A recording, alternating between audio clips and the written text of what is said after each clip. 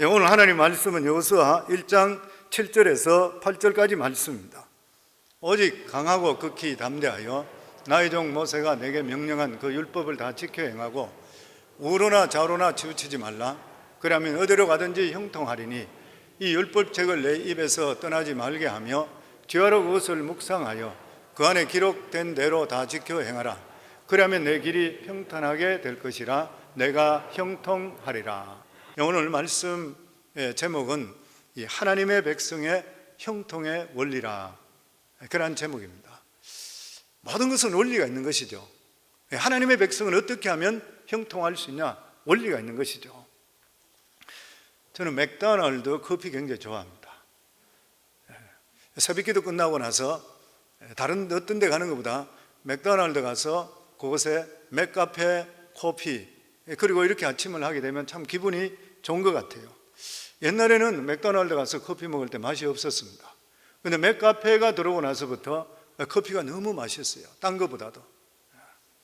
세계에서 가장 많은 패스트푸드 레스토랑 체인이 첫 번째가 서브웨이였습니다. 43,000개. 그리고 두 번째가 맥도날드 39,000개. 그리고 세 번째가 스타벅스 3만 개. 그리고 네 번째가 KFC 2만 개, 이런 순으로 되어 있습니다. 서비스가 가장 좋은 데는 칙필레, 그렇게 되어 있었습니다. 그런데 그 중에서 이 경기에 상관없이 성장하는 기업이 있는데 그 기업은 맥도날드라고 그랬습니다. 경기가 좋아도 매상이 오르고 경기가 나빠도 매상이 오르는 가게가 바로 맥도날드라, 그렇게 합니다. 이 맥도날드에 대해서 예전에 포춘지에 Why McDonald wins in any economy, 어떻게 해서 이 맥도날드는 경기에 상관없이 계속적으로 성장하는가, 그런 제목으로 나온 적이 있습니다. 그러면서 그때의 그 이유에 대해서 그 회사 CEO였던 짐 스키너에 대한 이야기가 나오고 그를 소개한 적이 있습니다. 그 이름과 같이 몸이 왜소해요. 스키니한 사람이에요. 키는 5, 6 정도밖에 안 돼요. 그리고 몸무게도 165, 저보다도 더 적어요. 체중은 비슷한 것 같고. 그런데 이분은 대학 졸업장도, 그리고 경영학 석사인 MBA도 마친 적이 없습니다. 그런 그가 맥도날드의 최고 경영자가 된 것은 전임자들의 갑작스러운 유고 때문이었습니다.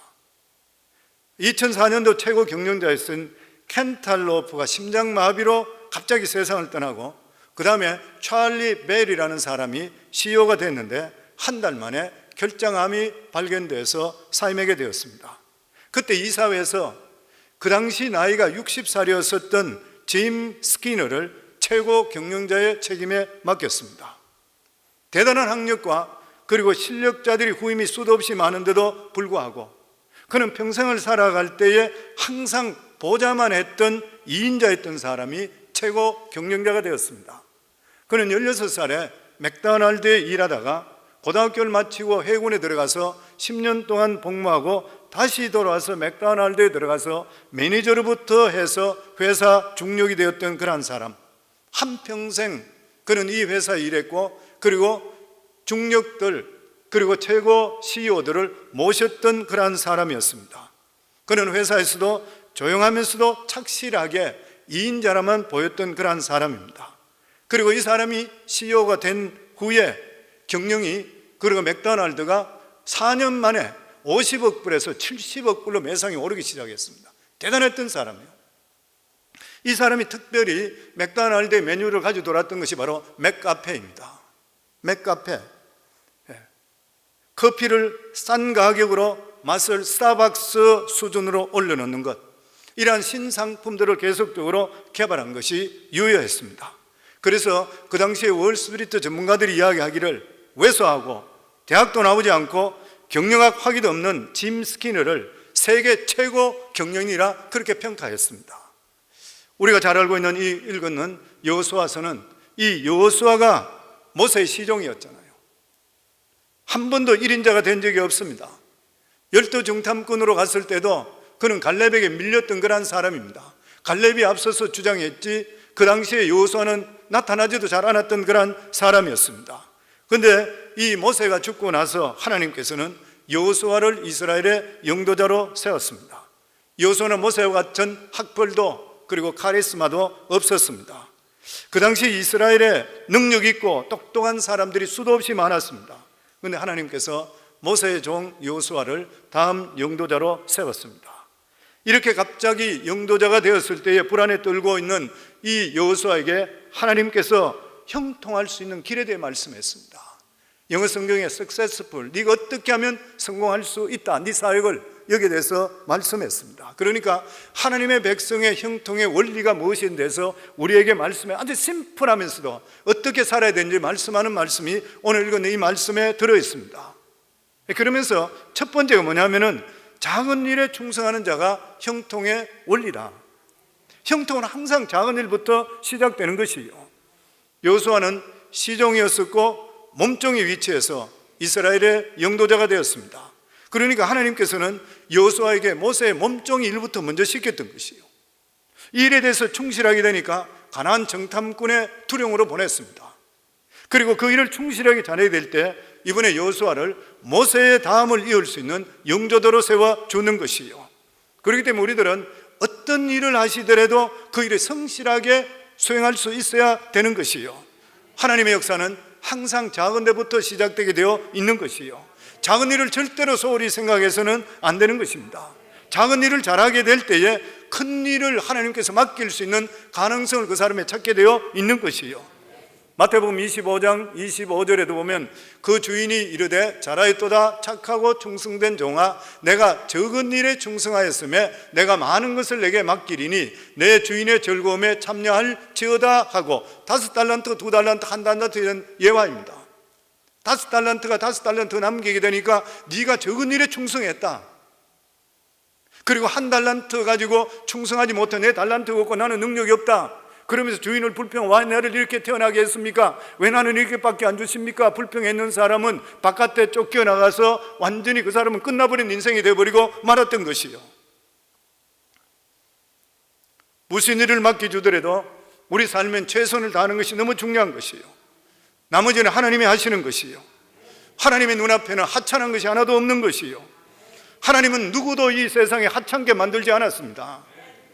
모든 사람 안에는 하나님의 위대함이 숨겨져 있어요. 그리고 누구든지 하나님의 위대함, 우리 삶 속에 우리의 사명을 깨닫는 그 순간부터 우리의 삶은 위대한 삶으로 바뀌게 되어 있는 것이요. 인생의 가장 중요한 발견이 무엇입니까? 사명입니다. 우리는 사명을 발견하는 순간에 새롭게 바뀌게 되어 있는 것이요. 남편들 힘들게 일하는데 당신 왜 이래요? 이렇게 물으면 먹고 살아, 입 목구멍이 포도청이죠. 그렇게 대답하는 사람도 있어요. 억지로 일하는 가는 사람이 있어요.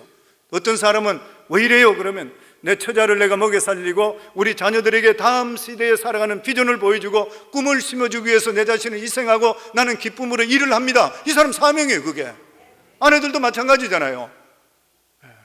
당신 사는 것이 어떻습니까? 그러면은 남편 뒷바라지하고 애들 뒷바라지하고 내 인생은 없어요. 이렇게 생각하면서 사는 사람, 내 인생이 돌아보면 아무것도 아니에요. 이런 사람과 내 남편을 내가 보좌해주고 그리고 아이들을 잘 먹이고 그리고 아이들을 잘 교육하고 그 아들이 자라나서 꿈을 가지고 훌륭하게 되는 일에 대해서 내가 뒷받침을 하고 있어요. 인생이 틀려요. 우리 삶 속에 사명이라는 것이 꼭 큰 게 있는 게 아니거든요.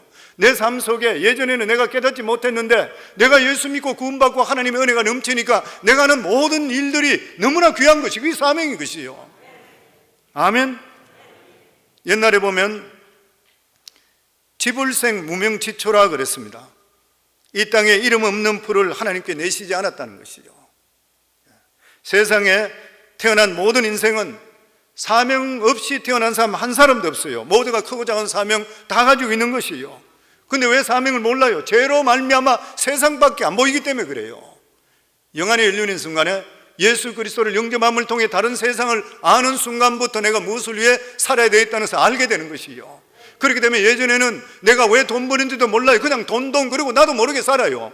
무조건 돈만 많으면 되는 줄 알아요. 근데 그것을 깨닫는 순간부터 내가 왜 돈을 벌어야 되는지, 내가 왜 건강해야 되는지, 내가 병들은데도 불구하고 내가 병을 고치기 위해서 왜 내 병을 고치기 위해 기도해야 되는지 그걸 깨닫게 되는 것이에요.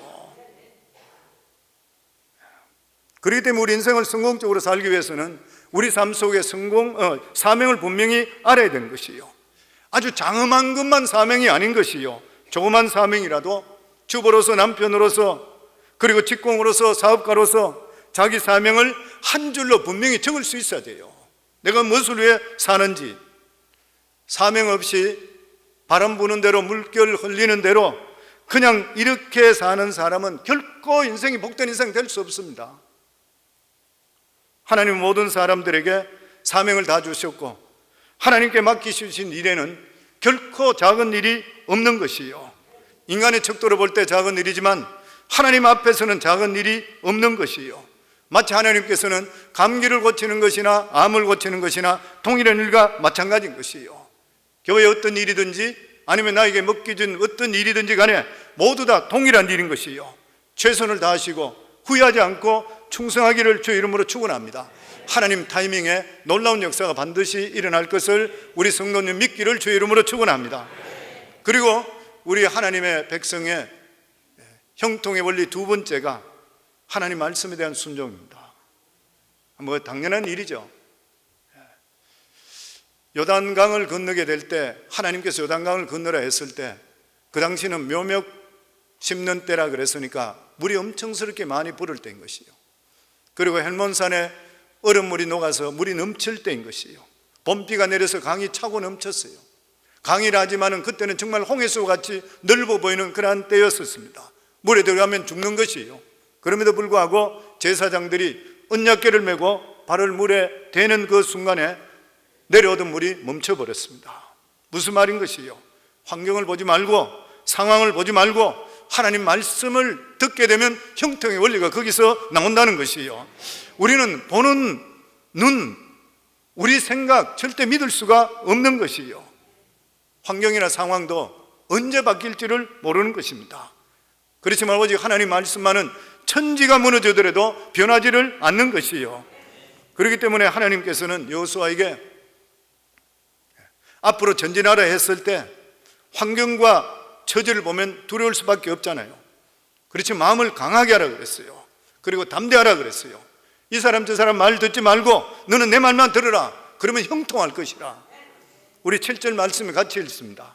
오직 너는 마음을 강하게 하고 극히 담대하여 나의 종 모세가 내게 명한 율법을 다 지켜 행하고 좌로나 우로나 치우치지 말라. 그러면 어디로 가든지 형통하리라. 좌로나 우로나 치우치지 말고 다른 사람 말 듣지 말고 하나님 말씀 붙들고 그대로 가면 석세스 한다는 것이요, 형통한다, 그 말씀입니다. 그러면서 하나님께서 하나님 말씀에 순종할 때 발바닥으로 밟는 것은 모두 너에게 주시겠다 그랬습니다. 우리 3절 말씀입니다. 같이 읽습니다. 내가 모세에게 말한 것 같이 무릇 너희 발바닥으로 밟는 것은 내가 다 너에게 주리니. 성도님 믿음으로 밟기를 주 이름으로 축원합니다. 아멘. 믿음으로 가면 꿈대로 이루어질 줄을 믿습니다. 아멘. 하나님께서 여호수아에게 평생에 말씀을 모든 행동과 판단의 기준으로 삼아라. 다른 말로 일하면은 평생에 말씀 불변의 원칙을 지키고 살아라. 그래서 우리 교회에서 계속 훈련책이 뭐예요? 내 생각과 하나님 말씀이 틀리면 나는 틀리고 하나님 맞다. 이게 신앙적으로 좋은 일인 것 같으면 하나님 말씀이 맞으니까 따라가고, 내가 하는 모든 일이 신앙적으로 손해된다 하면 절대로 하지 말아야 돼요. 억만금이 떨어지더라도 나중에 가면 그것이 올무가 되어서 인생을 망치게 돼요. 하나님께서는 우리가 이 세상 살아갈 때에 형통하게 사는 방법은 하나님 말씀에 순종하고 그것을 지켜 행하는 일이라 그랬습니다. 우리 8절 말씀입니다. 같이 한번 더 읽습니다. 이 율법책을 내 입에서 떠나지 말게 하며 주야로 그것을 묵상하여 그 가운데 기록한 대로 지켜 행하라. 그러면 내 길이 평탄하게 될 것이라. 내가 형통하리라. 이스라엘의 가장 위대했던 왕이고 하나님 마음에 합했다는 다윗 왕이 임종 시에 그의 아들 솔로몬에게 남긴 말씀이 있습니다. 어떻게 사는 것이 형통한 것인에 대해서 열왕기상 2장 1절에 3절 말씀입니다. 유언이죠. 우리 같이 읽겠습니다.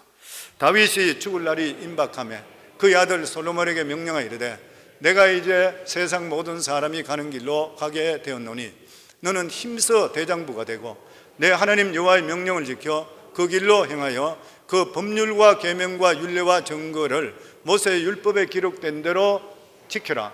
그리하면 내가 무엇을 하든지 어디로 가든지 형통할지라. 아멘. 여호수아도 세겜 땅에서 그가 숨을 거두기 전에 110세 됐을 때에 고별사 내용을 보면 첫 번째가 뭐냐면 하나님께서 너희를 위해 싸우신다.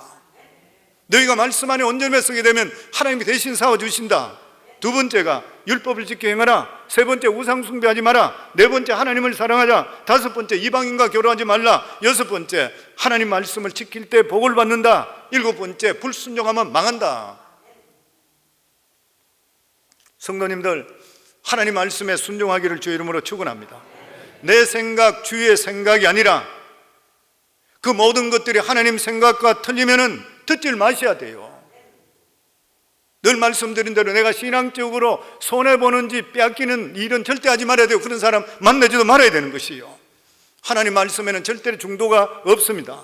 구원받든지 못 받든지, 천국 가든지 지옥 가든지 중간 지점은 결코 없는 것이요. 예수 믿으면 천국, 안 믿으면 지옥, 딴 게 없는 것이요. 하나님 말씀 순종하면 형통, 불순종하면 저주. 성도님들, 오늘도 하나님 말씀을 믿으면 하나님의 역사는 오늘도 임할 줄을 믿습니다. 히브리 4장 12절에 보면 하나님 말씀은 살았고 운동력이 있다 그랬어요. 하나님 말씀이 들어오면 운동력이 있어. 우리 속에 활동한다는 것이죠. 성경은 절대로 죽은 책이 아닌 것이요. 성경에 있는 말씀은 살아있는 하나님의 말씀인 것이요. 인류 역사를 보면 수많은 책들이 많이 발행됐지만 운동력이 있고 살아있는 말씀은 하나님 말씀밖에 없는 것이요. 하나님 말씀은 영원히 현재인 것입니다. 오늘도 믿음대로 사시게 되면 하나님의 역사는 우리 속에 임하게 되어 있는 것이요. 이사야서 52장 11절에도 보면 내 입에서 나가는 말도 이와 같이 헛되이 내게로 돌아오지 아니하고 나의 기뻐하는 뜻을 이루며 내게 보낸 일에 형통함이니라. 하나님 말씀 속에 형통함이 있다고 하는 것이요. 독일의 신학자 벤 후프는 그가 썼는 윤리란 책에 이런 말씀이 있습니다. 하나님 말씀은 아름다운 말만이 아닌 것입니다. 하나님 말씀은 역사를 변화시키고 죽은 자를 살리시는 말씀입니다. 아멘. 하나님 말씀에 능력이 있습니다. 그리고 세 번째로 형통할 수 있는 것이 바로 기도가 형통의 원리입니다. 여호수아는 모세로부터 철저하게 기도 훈련 받았습니다. 저는 우리 교회에 왔다가 한국으로 돌아가시고 이런 분들, 또 다른 지역으로 가시는 분들이 저에게 이구동성으로 저에게 하는 이야기가, 목사님, 성광교회에서 저희들이 기도 훈련 철저하게 받았습니다. 이게 내 삶의 인생을 바꿨습니다. 그래요. 나는 그게 얼마나 감사한지 몰라요. 지금 보면 이 여호수아가 이스라엘의 첫 번째 전쟁이었던 아멜렉 전쟁에서, 르비딤 광야에서 전쟁이 붙을 때 모세는 산에 높은 데 올라가서 손을 들었거든요. 기도했는 것이죠. 그럴 때 기도할 때 자기들이 이기고 손이 아파서 내리게 될 때 자기가 밀리는 것이요. 이것을 보면서 여호수아가 인생에 살아가는 삶은 영적 전쟁이라고 깨닫게 되었던 것이요. 그래서 성도님, 우리 삶에 영혼이 승리하면 지상의 싸움도 승리하게 되어 있는 것이요. 다시 이야기하면 영혼이 잘 되면 범사가 잘 되게 되어 있어요. 만고불변의 진리에 믿는 사람들 앞에는 영혼이 잘 안 되는데 내가 만약 범사에 잘 돼요, 그 사람 진짜 위험한 일입니다. 영혼이 잘 되면서 범사에 잘 되면 그것은 진짜 하나님 축복하시는 것이에요. 모세는 우리가 싸우게 되면 우리 힘으로 싸우게 되지만 우리가 기도하면 하나님께 대신 싸우신다는 거예요. 모세는 영적인 비밀을 알았습니다. 그래서 여호수아를 전쟁터에 보낸 후에 자기는 기도하러 산 위에 올라갔어요.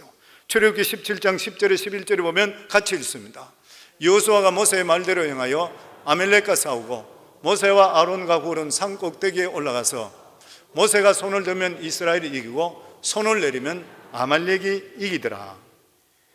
디모데전서 2장 8절에 보면 거룩한 손을 들어 기도하기를 원하나이다.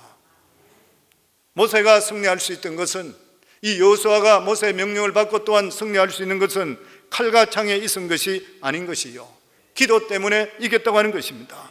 우리는 이 말씀이 뭐예요? 영적인 배후가 있다는 것이요.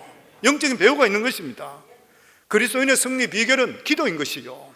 두말할 필요가 없는 것이요. 기도하면 하나님께서 내 인생 대신 살아주시게 되어 있는 것입니다.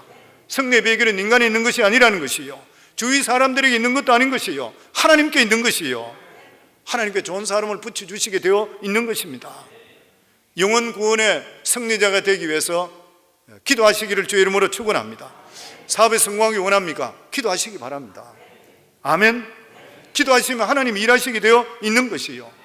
사업하시는 분 사업장에 도착하기 전에, 오픈하기 전에 30분만 일찍 가세요.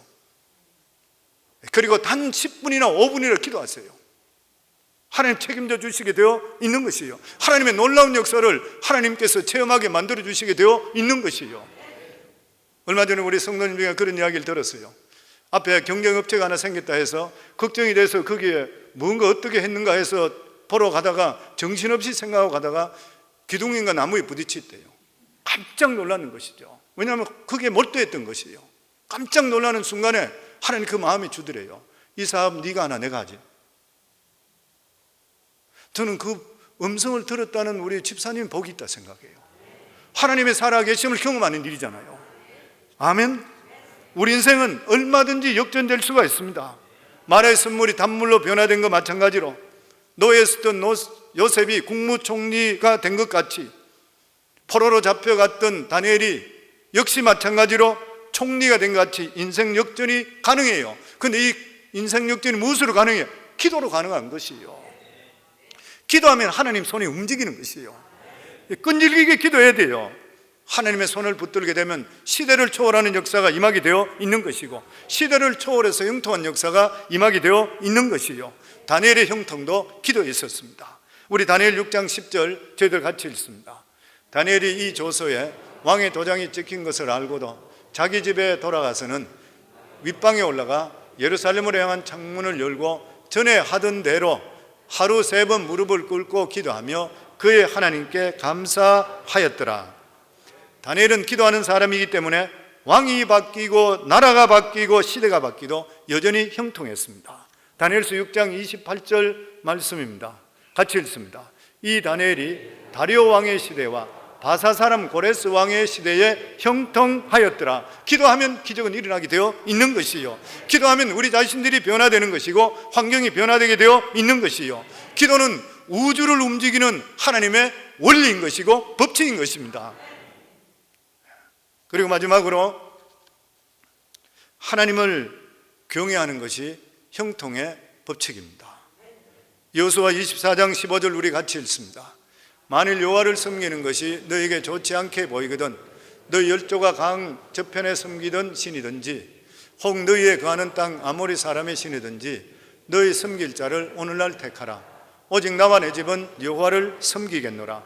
이 여호수아가 마지막에 남겼던 그런 말이죠. 그리고 나서 솔로몬이 남겼던 마지막 말입니다. 전도서 12장 13절 같이 읽습니다. 일의 결국을 다 들었으니 하나님을 경외하고 그의 명령을 지킬지어다. 이것이 사람의 법문일지어다. 하나님을 경외하는 것. 지난주에 뉴스 중에 한국의 게임업체 넥슨 창업주가 세상을 떠났다 그랬습니다.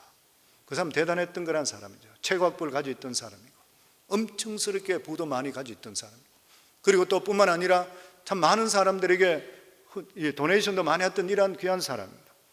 근데 그 소식을 들으면서 얼마나 안타까운지 몰라요.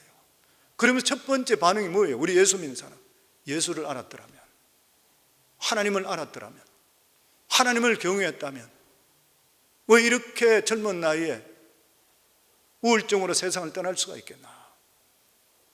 오늘 우리가 예수 믿고 구원받고 하나님의 자녀들은 이러한 모든 일들, 세상이라는 거 보면 첫 번째 반응이 뭐예요?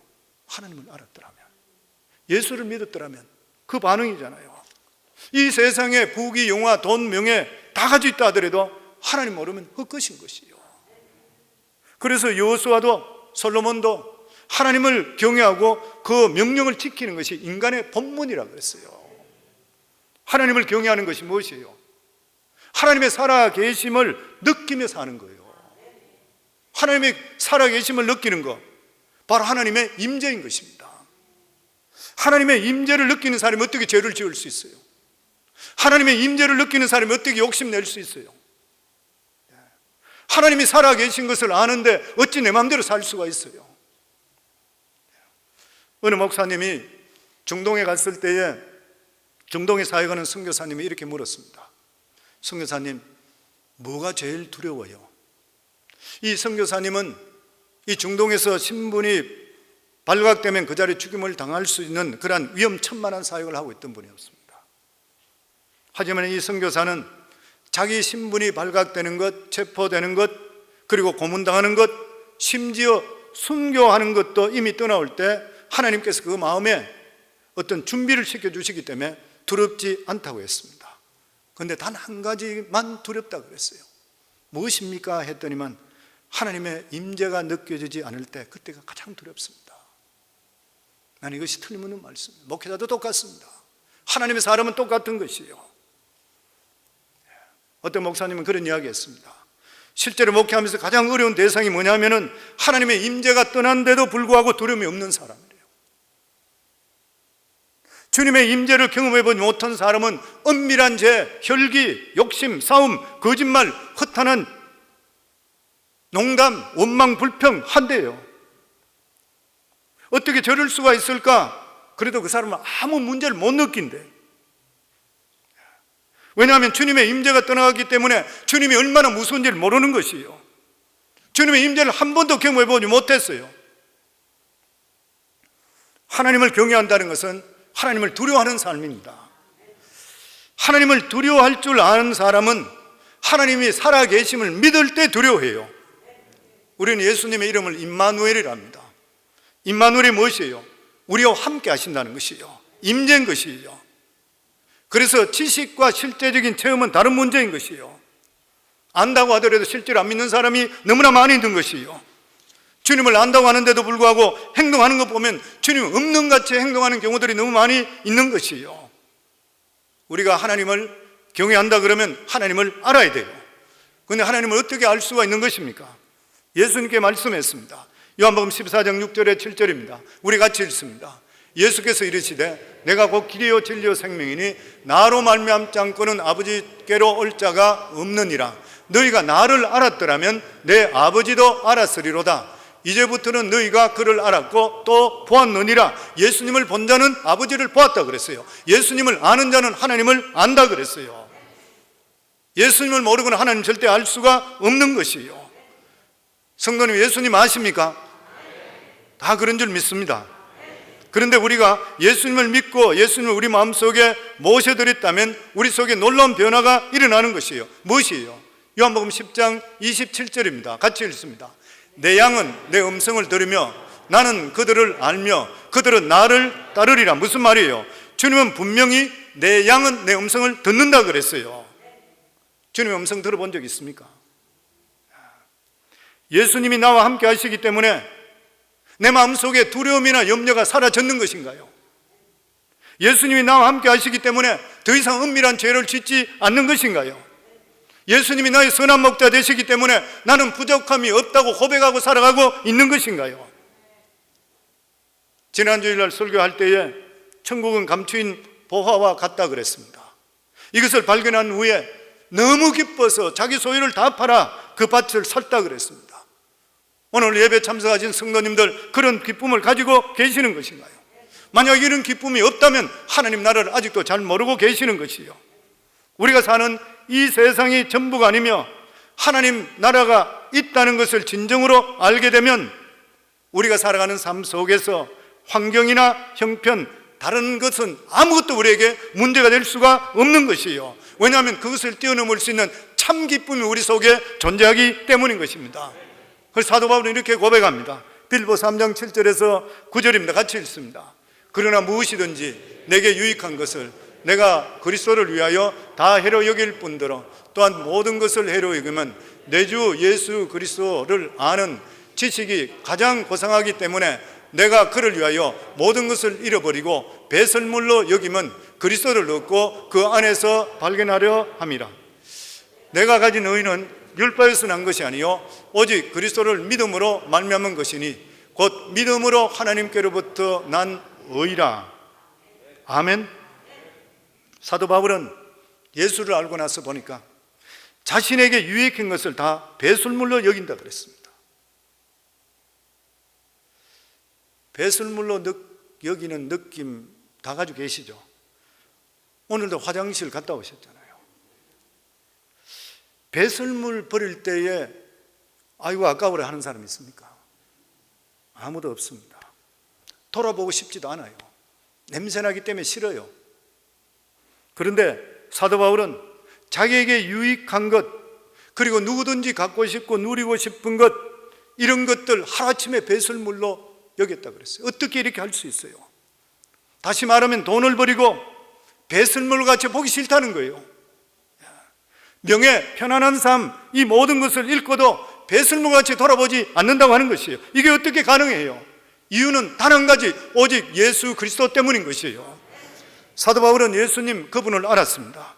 그래서 그가 고백하기를 모든 것을 해로 여기면 그리스도 예수를 아는 지식이 너무 귀하기 때문에 모든 것을 잃어버리고 배설물과 같이 다 없어지더라도 예수 그리스도를 얻고, 사도 바울의 고백과 같이 예수를 안다는 것은 너무나도 놀라운 일일 것이요, 하나님의 나라의 비밀이 예수 그리스도 안에 있는 것이요, 제자들의 핵심도 어디에 있습니까? 예수 그리스도 안에 있는 것이요. 플로이드 맥클랑이라는 사람이 제자도의 본질이라는 책을 썼습니다. 제자도의 핵심에 대해 세 가지 사랑이 있다 그랬습니다. 첫 번째가 예수님을 사랑하는 것. 이 플로이드 맥클랑은 예수님을 사랑하는 것이 어디 있냐니까 예배로 봤어요. 예배 잘 드리는 것이 예수님 사랑하는 것이에요. 그래서 예배 승리하셔야 인생 승리하는 것이에요. 그래서 늘 말씀드린 대로 우리 인생에 문제가 생기고 뭐가 꼬이고 트위스트 됐을 때 자기 예배부터 먼저 점검하셔야 돼요. 하나님 백성을 훈련시킬 때 40년 동안 예배 중심적으로, 성막 중심으로 12지파를 포진하게 하고, 성막이 움직일 때마다 집중적으로 보고 성막이 서면 같이 있었어요. 구름 기둥이 있다가 또 올라가면 떠나고 내리면은 그 자리에 멈췄어요. 몇 년이든지 예배 중심 40년 동안 하나님 백성 만들기 위해서. 그래서 예수님을 사랑하느냐? 예배를 들어보라는 것이에요. 예배를 소홀히 여기는 자 어떻게 하나님을 사랑해요? 그리고 두 번째가 예수님이 사랑하신 세상을 사랑하라는 것이에요. 무슨 말이에요? 선교예요. 땅끝까지 복음 전하는 것이에요. 우리 교회같이 밖으로는 해외 선교해야 되는 것이에요. 영혼 구원인 것이죠. 그리고 세 번째가 예수님을 사랑하는 성도들 우리가 사랑하라는 것이에요. 이 플로이드 맥클랑은 이 예수님이 성도를 사랑하는 것을 성도의 교제로 보았습니다. 성도의 교제. 요즘 코로나 사태로 인해서 성도들이 잘 모이지를 못했습니다. 그런데 모여야 돼요. 이제는 우리의 감성과 영성이 살아날 수가 있어야 돼요. 이 덴마크 코펜하겐 미래연구소 소장인 랄프 옌센은 1999년도에 이거 책을 하나 썼습니다. 드림 소사이어티라고. 그런데 이 책에 처음으로 그에게 드림 소사이어티라는 그런 말을 나왔습니다. 그 당시에. 왜냐하면 그 당시는 한참 인터넷 중심으로 정보통신이 폭발적으로 전개되고 급속도로 발전하고 있는 그 순간에 랄프 얀센은 엉뚱하게도 정보사회의 태양은 지고 있다 그랬어요. 한참 일어나고 있는데. 그러면서 한 걸음 더 나가서 그가 말하기를 기술과 이성의 시대가 아니라 이제는 감성의 시대라 그랬어요. 감성의 시대라. 그 말이 바로 드림 소사이어티입니다. 꿈과 감성을 파는 사회라. 그 당시로는 이해가 되지 않았지만 가면 갈수록 이 말씀이 맞다 그래요. 사람들은 정보와 기술만 먹고 살 수가 없습니다. 마음을 통하고 정을 통할 수가 있어야 되는 것이요. 그래야 살맛이 나게 되어 있는 것이요. 우리가 교제하지 않게 되니까 얼마나 답답해요. 그래서 성경은 마지막에 사는 우리들에게 히브리 10장 25절에 보면 모이기를 피하는 어떤 사람의 습관과, 우리 같이 읽도록 하겠습니다. 모이기를 피하는 어떤 사람들의 습관과 같이 하지 말고 오직 근하여 그날이 가까움을 볼수록 더욱 그리하자. 모이는 것 파는 것은 하나님 뜻이 아닌 것이에요. 우리 믿음의 사람들은 손에 손을 잡고 만남의 축복, 이게 너무나 소중한 것이에요. 코로나 사태로 인해서 관계가 상실되어 버렸습니다. 어려울 때일수록 모여야 되는 것이에요. 다시 한 번 더 우리가 영성이 새로워지기 위해서 우리 목장이 활발하게 되고 모임이 활발하게 될 수가 있어야 되는 것이에요. 사랑하는 성도님들, 인생을 진정으로 성공하고 싶은가요? 예수 잘 믿기를 주 이름으로 축원합니다. 모든 해답은 예수 안에 있는 줄을 믿습니다. 오늘 목사님이 신학교에 가서 성공적인 목회를 꿈꾸는 목회자 후보생들이 목사님은 목회를 성공적으로 잘하고 계신데 우리 어떻게 하면 목회를 성공적으로 잘할 수 있습니까? 부탁했을 때 딱 한마디, 예수 잘 믿으세요. 예수 잘 믿으세요. 사람들은 예수만 잘 믿으면 될까 이렇게 생각합니다. 목회자들도 마찬가지로 예수만 잘 믿어서 목회 성공할 수 있을까? 목회하는 다른 방법이 있을 것이라.